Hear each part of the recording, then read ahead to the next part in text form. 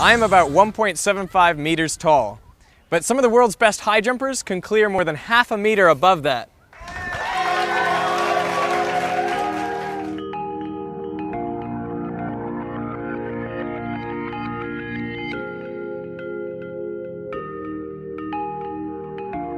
This is Josh Lodge, an Australian high jumper. What's your personal best? The high jump. 2 minutes 22.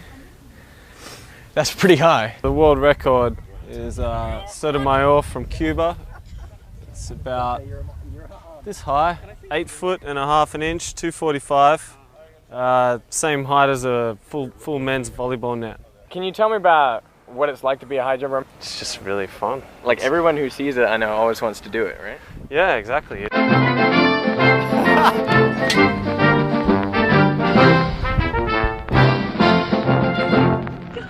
So can you teach me to jump as high as you?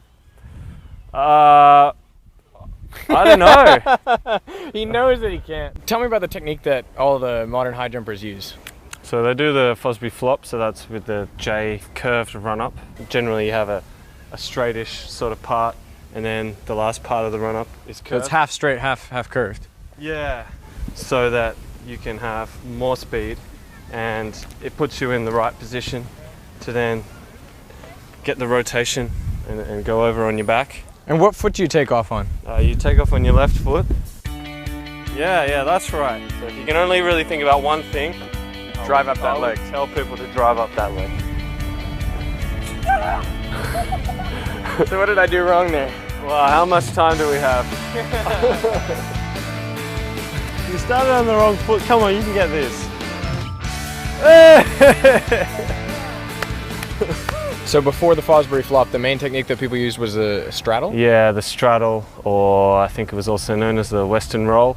With that technique, athletes came on a much sharper angle to the bar in a straight line, and they took off from their leg closest to the bar. And did they go up frontwards or also backwards? They went over the bar on their front. They still required some sort of mats for the straddle, but I'll show you a scissor. That was another one that was from the days when you had to land on your feet, the days of sawdust, so I think that was more like before the 50s. Pretty much the same as the takeoff to Fosbury flop. And then you just land on your feet? Yeah, you land on your feet.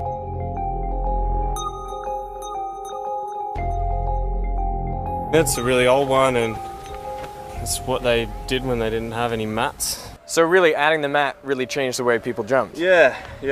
And obviously without having to worry about landing safely, they could jump higher. Regarding the physics of it, why is the Fosbury flop the superior technique?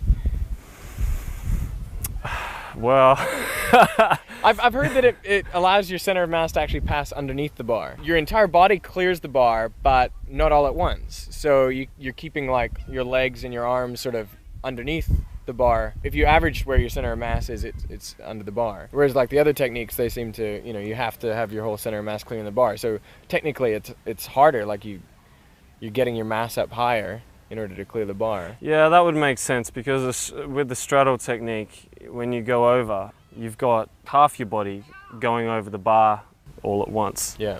Whereas in the flop, my coach used to talk about it like a hose, so the water coming out of a hose. You only need to get each bit above the bar at the right time, as opposed to all of it at once.